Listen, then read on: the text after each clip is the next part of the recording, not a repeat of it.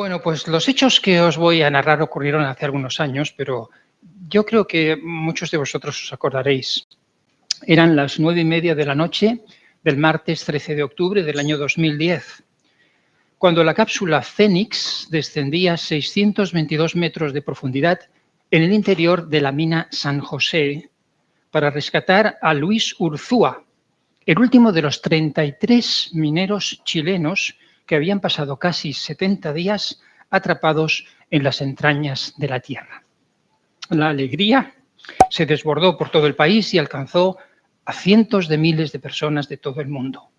El motivo de la alegría era obvio: 33 mineros cuyas vidas ya habíamos dado por perdidas y que finalmente se salvaron.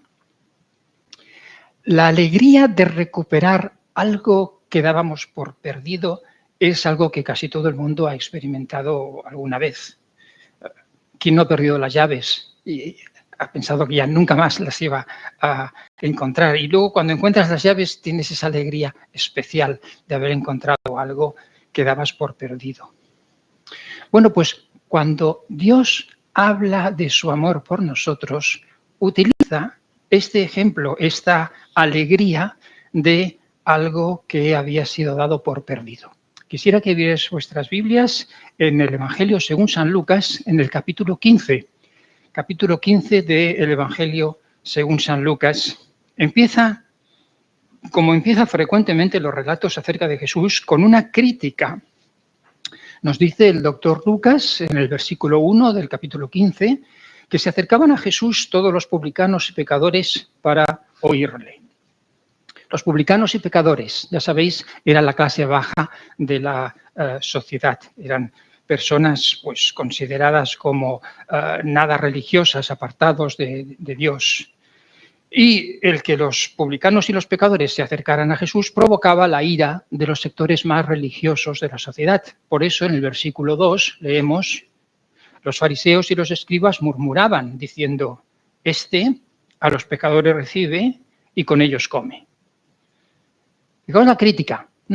Este a los pecadores recibe y con ellos come. ¿Qué significa recibir? Bueno, recibir es aceptar a una persona. En la mentalidad oriental, ya sabéis, la hospitalidad es un aspecto muy importante de la cultura. En aquellos tiempos, recibir a una persona en casa era sinónimo de identificarse con ella. Pues este recibe a los pecadores y además con ellos come. Come significa, en este caso, tener una especial relación con la persona, una comunión personal. En el siglo I no comían como comemos nosotros, sentados alrededor de una mesa, sino que se sentaban en el suelo y la comida se ponía en el suelo y no había cubiertos. La comida se ponía en el centro del círculo y las personas tomaban un poco de pan y con el pan metían el pan en la comida, en el puchero, en el que fuera, y se lo llevaban a la boca y luego el otro hacía lo mismo. Es decir, que era una situación mucho más comunal, ¿no?, que lo que tenemos hoy en día. Bueno, pues entonces, en respuesta a esta crítica, ¿recordáis? Jesús ha sido criticado por recibir a los pecadores y comer con ellos. En respuesta, Jesús les contó una parábola, nos dice en el versículo 3. Entonces él les refirió esta parábola. Lo curioso es que a continuación del versículo 3 no viene una parábola, vienen tres. Viene la parábola de la oveja perdida, viene la parábola de la moneda perdida y viene la parábola del hijo pródigo. El caso es que las tres enseñan la misma enseñanza. Vamos pues a fijarnos en la tercera de estas parábolas, que es la parábola del hijo pródigo. Y se narra a partir del versículo 11, Lucas 15:11. Dice: también dijo: un hombre tenía 2 hijos.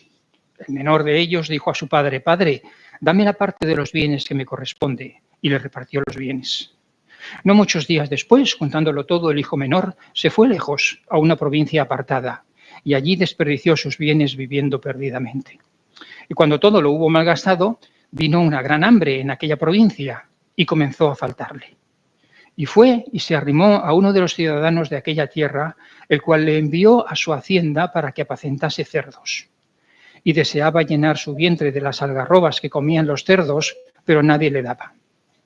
Y volviendo en sí dijo, ¿cuántos jornaleros en casa de mi padre tienen abundancia de pan? Y yo aquí perezco de hambre. Me levantaré e iré a mi padre y le diré, Padre, he pecado contra el cielo y contra ti. Ya no soy digno de ser llamado tu hijo. Hazme como a uno de tus jornaleros. Y levantándose vino a su padre, y cuando aún estaba lejos, lo vio su padre, y fue movido a misericordia, y corrió y se echó sobre su cuello y le besó. Y el hijo le dijo, Padre, he pecado contra el cielo y contra ti, y ya no soy digno de ser llamado tu hijo.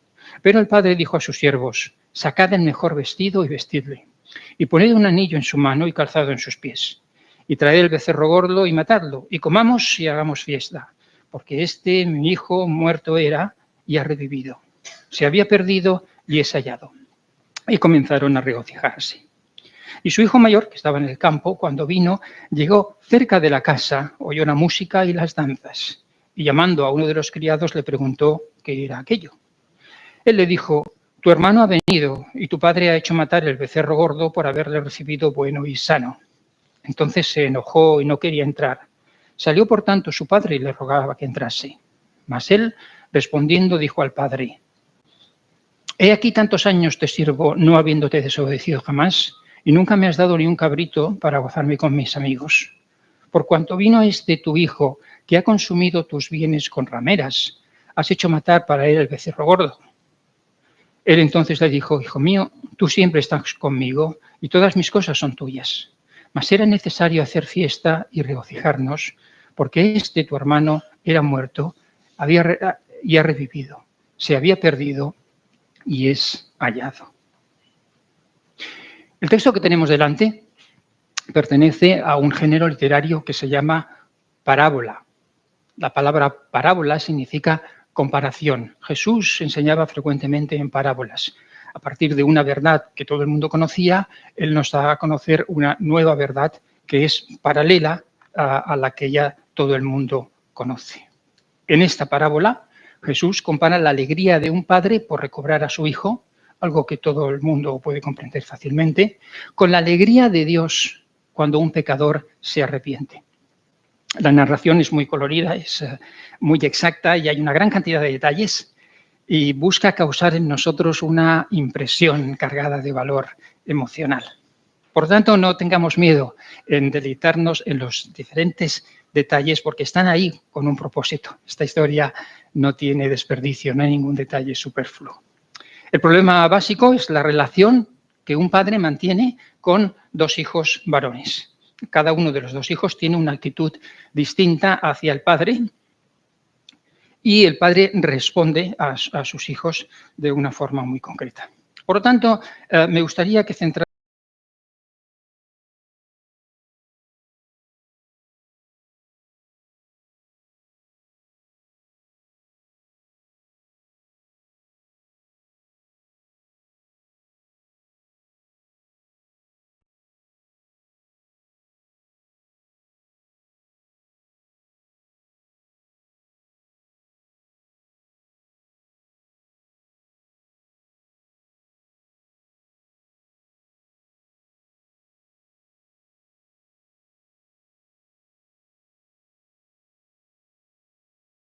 que los fariseos eran personas que se consideraban hasta cierto punto justos.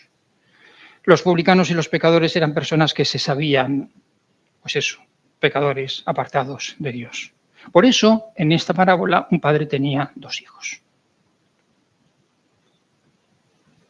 Y un padre tenía dos hijos, porque para Dios hay dos tipos de personas. Aquellos que son como los fariseos, como los escribas, que se creen justos, que no necesitan a nadie, y aquellos que se creen pecadores necesitados del favor de Dios. Por lo tanto, un padre tenía dos hijos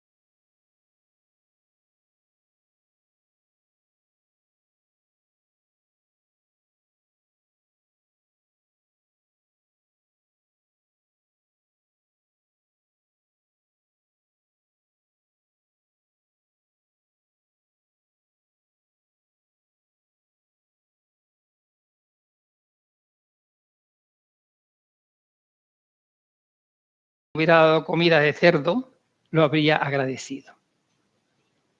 ¿Se puede caer más bajo que un cerdo? El hijo menor ha ido del palacio a la pocilga. El camino de la satisfacción empieza en el bar y acaba en la pocilga. El camino de la felicidad empieza en la pocilga y acaba en la casa del Padre. Versículo 17. Y volviendo en sí dijo: ¿cuántos jornaleros en casa de mi padre tienen abundancia de pan? Y yo aquí perezco de hambre. Se le abrieron los ojos, se dio cuenta de su error.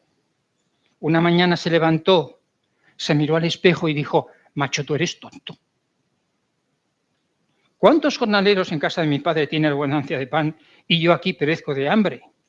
Aquí compara la abundancia de pan de la casa de su padre con la escasez de comida que tiene un porquerizo que quería comerse las algarrobas de los cerdos.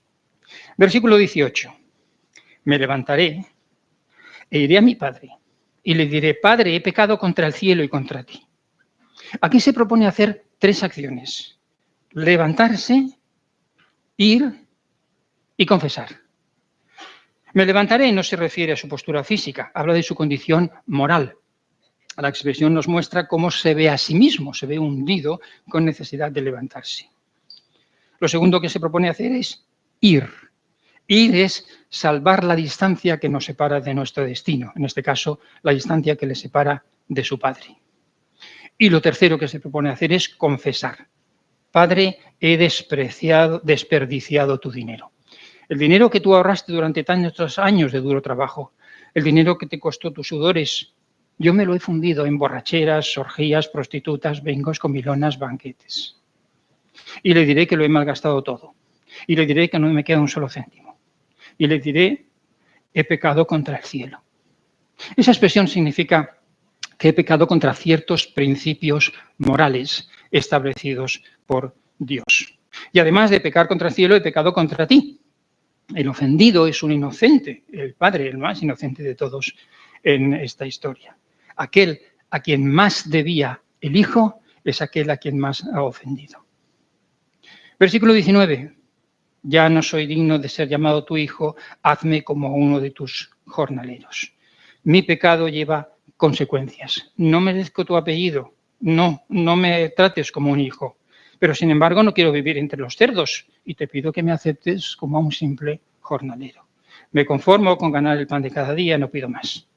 Reconozco que no merezco los privilegios de ser llamado tu hijo. Muy bien, esto es respecto al hijo menor. Ahora quiero que centremos nuestra atención en el padre. ¿Cómo va a reaccionar el padre ante esta situación? ¿Cómo reaccionarías tú? Si un hijo que ha derrochado caprichosamente 1/3 de tus ahorros, que ha echado por tierra tu vida, que te ha insultado, que te ha faltado al respeto, que te ha despreciado, que te ha dejado en ridículo delante de la familia, los amigos y los vecinos, un par de bofetadas bien dadas, ¿no? Aceptarle como jornalero, que es lo que Yahweh propone, sería una estupidez. Sería como decirle al mundo: mirad lo estúpido que soy, mi hijo se burla de mí y además le doy un premio. No, sinceramente, no creo que el padre sea tan estúpido como para aceptarlo de nuevo en casa, ni siquiera como jornalero. Versículo 19. Y levantándose vino a su padre, y cuando estaba lejos lo vio su padre, y fue movido a misericordia, y corrió y se echó sobre su cuello y le besó. Dice ese versículo que el padre lo vio cuando aún estaba lejos. ¿Cómo es que el padre lo vio cuando no estaba lejos? ¿Qué estaba haciendo el padre para ver a su hijo en la lejanía? El padre estaba ansioso por ver regresar a su hijo. Y lo vio. ¿Qué es lo que vio? Pues vio a su hijo con un aspecto andrajoso, su vestido Bueno, si en realidad se podía decir que estaba vestido. Su esquelético cuerpo estaba cubierto con harapos viejos manchados de sustancias sospechosas. Su pelo era un estropajo, apelmazado, polvoriento, desaliñado, plagado de pulgas y otros insectos repugnantes. Su barba desarreglada y pringosa, sus manos roñosas y mugrientas, sus uñas negras de suciedad, sus descalzos pies heridos con heridas infectadas de las cuales salía pus, sus ojos hundidos de cansancio, sus negras ojeras que mostraban las marcas de la falta de sueño. Su aspecto general era el de un asqueroso pordiosero que rezumaba inmundicia, hambriento, sediento y cansado. Y ante este espectáculo su padre fue movido a misericordia. Movido a misericordia. ¿Quién iba a estar movido a misericordia? ¿Quién, al ver a este niño, fue movido a misericordia? No me lo digas que lo voy a adivinar. Su compañero de borracheras. ¿No? ¿No? ¿Quién fue movido a misericordia? Su padre. Su padre fue movido a misericordia. Y luego dice el texto que corrió. ¿Quién, al ver a este jovencito, iba a correr hacia él? Dejadme que lo adivine. El ricachón que lo había mandado a apacentar cerdos. ¿Fue este el que corrió? ¿No? ¿Quién corrió? ¿Quién corrió hacia el niño? ¿Y quién se echó sobre su cuello? Dejadme que lo adivine. ¿La prostituta con la que se gastó la fortuna del padre? ¿Fue ella? No. Quien se echó a su cuello fue su padre. Y luego dice que lo besó. Y la palabra en el idioma original dice que lo besó efusivamente, que se lo comió a besos. No solo lo vio, no solo corrió, no solo se echó sobre su cuello, sino que además le besó efusivamente. ¿Cuánto tiempo llevaba el niño sin ducharse? ¿Cómo huele un joven después de vivir varias semanas en una pocilga? El jovencito olía a cerdo. ¿Qué digo yo? A vómito de cerdo. No, a vómito de cerdo podrido. Y el padre se le echa al cuello y le besa. Versículo 21. Y el hijo le dijo: Padre, he pecado contra el cielo y contra ti, ya no soy digno de ser llamado tu hijo. Se tragó su orgullo, reconoció su error, confesó su pecado con sencillez y sinceridad, cara a cara. Eso se llama alabanza. El hijo está alabando al padre con estas palabras: ya no soy digno de ser llamado tu hijo.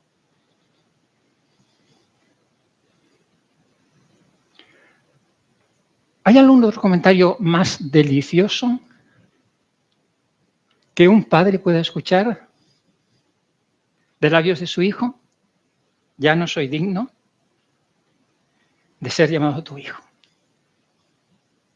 Ya no soy digno de ser llamado tu hijo. No debe de extrañarnos, pues, la reacción del padre. Se llena de alegría. Versículo 22. El padre dijo a sus siervos: sacad el mejor vestido y vestidle, y poned un anillo en su mano y calzado a sus pies. No le recrimina, no le echa en cara su falta de respeto, su desobediencia, sino que llama a los siervos y dice: mejor vestido, anillo, calzado. ¿Qué está haciendo? Lo está elevando a la posición de hijo. El padre se niega a considerarlo como uno de los jornaleros. De eso ni hablar. Este es mi hijo. Ahora más que nunca. Ahora más que nunca. Este es al que yo quiero por hijo. El que no se considera digno de serlo. Este me causa más alegría y satisfacción que ningún otro. Traed el becerro gordo y matadlo y comamos y hagamos fiesta. El padre no dice, traer las algarrobas que le han sobrado a los cerdos y dárselas para que se los coma y que aprenda una lección, que aprenda lo que es respetar a su padre. No, no. Al contrario, dice, vamos a tirar la casa por la ventana, porque hay buenos motivos para ellos. Qué contraste, ¿verdad? Ha pasado de aquella situación en la que deseaba llenar su vientre de las algarrobas que comían los cerdos, pero nadie le daba, a una situación en la que el padre dice, traed el becerro gordo y matadlo y comamos y hagamos fiesta. ¿Y por qué es esta reacción del padre? Esta reacción, diría yo, ilógica, antinatura.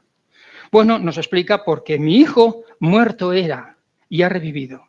Se había perdido y es hallado. Y comenzaron a regocijarse. La transformación que ha tenido lugar en el corazón de este joven es enorme.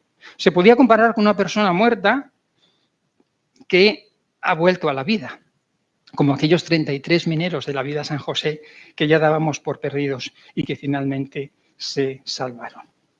Y por lo tanto, hizo este padre lo mismo que los familiares de los mineros. Comenzaron a regocijarse.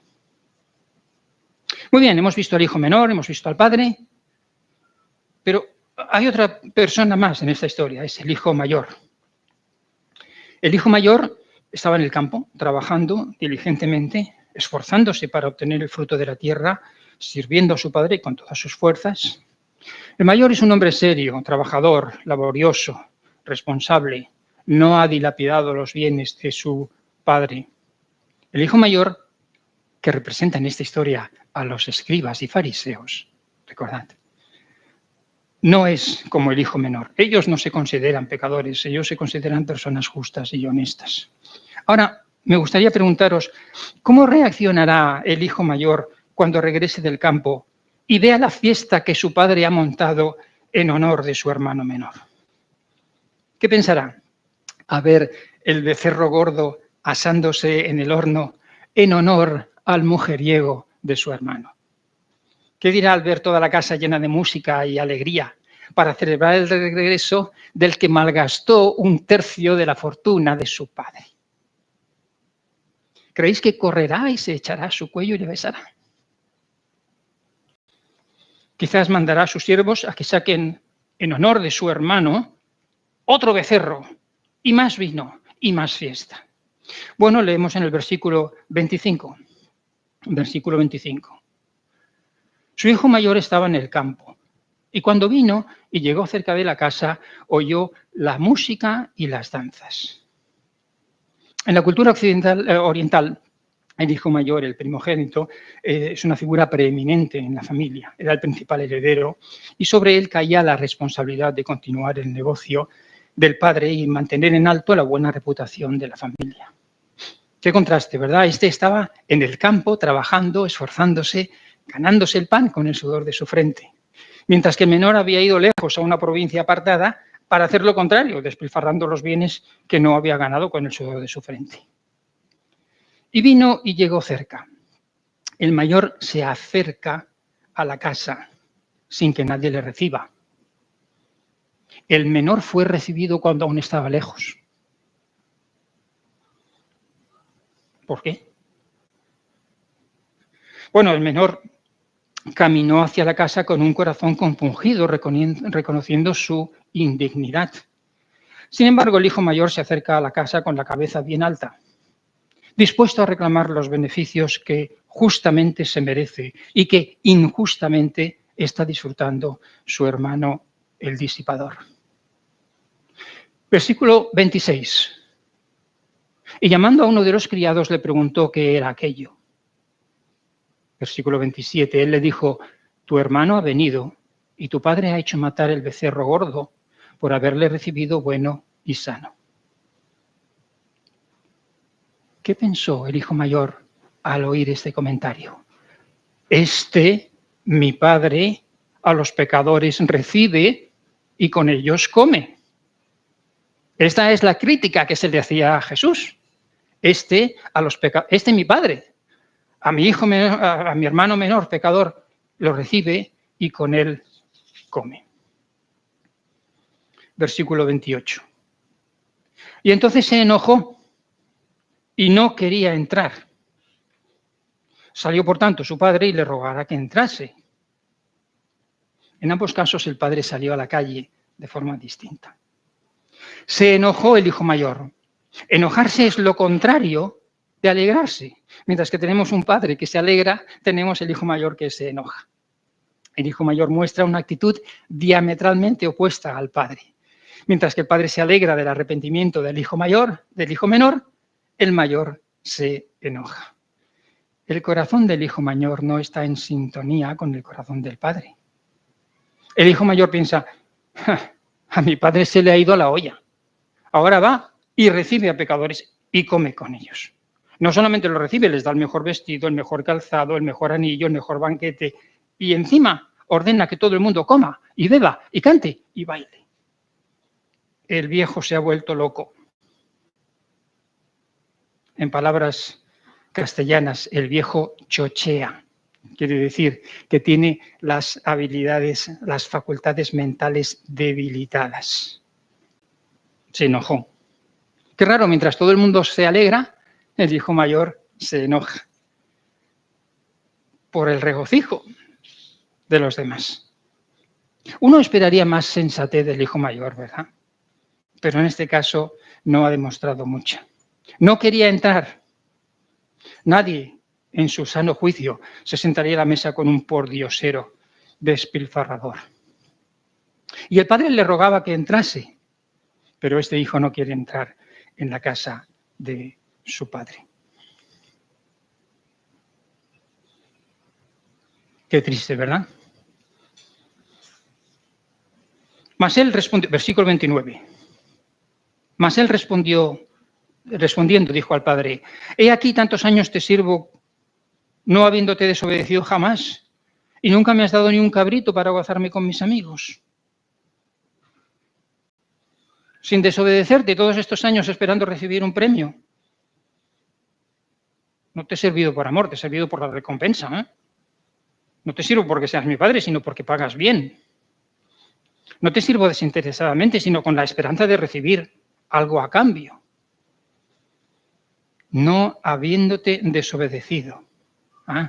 Mira, este hijo pertenece a esa categoría de hijos que nunca han desobedecido. A lo mejor vosotros tenéis uno de esos. Yo no. Ni mis padres tampoco. Yo nunca te he desobedecido. Mientras que el menor subraya su indignidad, no soy digno de ser llamado tu hijo, el mayor señala su dignidad. Nunca te he desobedecido. ¿Y ahora quieres que entre dentro de la casa? No, señor, no me da la gana de obedecerte y entrar dentro de casa porque nunca te he desobedecido.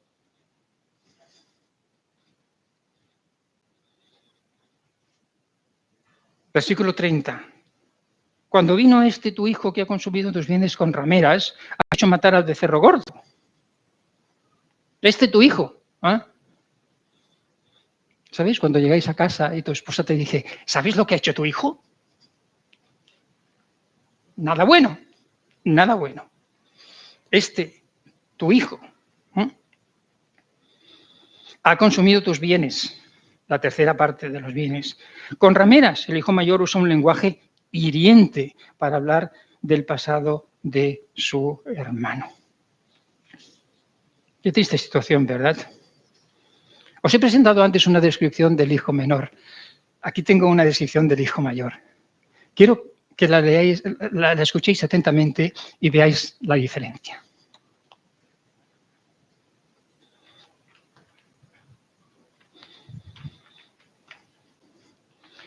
Vemos aquí un muchacho que rechaza a su padre.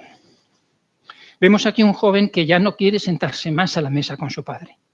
Un hijo que desprecia el amor, la paciencia y todos los sacrificios que su padre ha hecho por él. Vemos a un ingrato que no muestra el más mínimo arrepentimiento, sino que al contrario parece pensar solo en sus propios deseos. Tiene tantas ganas de irse a celebrar una fiesta con sus amigos que parece que le moleste no haber recibido ya su herencia. Da la impresión de que ve a su padre como un tirano, injusto, que no le da los bienes que le corresponden para que él pueda salir de fiesta y gastarse el dinero con sus amigotes. Lo irónico es que este joven tiene dentro de su propia familia un buen ejemplo digno de imitar, que es su propio hermano. Porque su hermano sí ama a su padre. Su hermano sí acepta la mano que el padre le tiende. Su hermano acepta gustosamente formar parte de la familia de su padre, sentarse a su mesa y agradecerle ese privilegio. Es triste ver cómo este joven, el hermano mayor, tiene la desfachatez de dejar una silla vacía en la mesa familiar, mostrando así su más absoluto desprecio por su familia. ¿Veis la diferencia?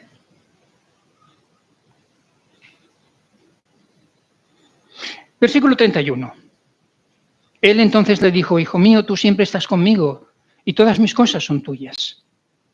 Aquí refleja Jesús las creencias de los fariseos, quienes se veían a sí mismos compañeros aceptados por Dios. Tú siempre estás conmigo, menos ahora que no quieres entrar en mi casa. La unión del mayor con el padre se rompe cuando el padre quiere regocijarse por haber recobrado a su hijo menor, porque no era una unión personal, sino una simple relación laboral. Ya no hay sentimientos de por medio. Versículo 32. Mas era necesario hacer fiesta y regocijarnos, porque tu hermano, era muerto y ha revivido. Se había perdido y es hallado. La condición de pecador, vista desde el punto de vista del padre amante, es la de un muerto, una pérdida, una situación difícilmente reversible. Hemos empezado esta historia con la frase: un hombre tenía 2 hijos. ¿Sabéis por qué? Bueno, porque solamente hay 2 tipos de personas para Dios. El hijo mayor, aquel que se ve a sí mismo como los fariseos se veían a sí mismos, personas dignas de ser llamados hijos de Dios. Esos son los 99 justos que no necesitan arrepentimiento. Y luego tenemos otro tipo de personas, como el hijo menor, aquel que se ve a sí mismo como los pecadores, persona indigna de ser llamado hijo de Dios. Este es el pecador que se arrepiente. El mayor le dice a su padre: yo me merezco más de lo que he recibido de ti. Y el menor le dice: yo no soy digno de ser llamado tu hijo. Hazme como uno de tus jornaleros.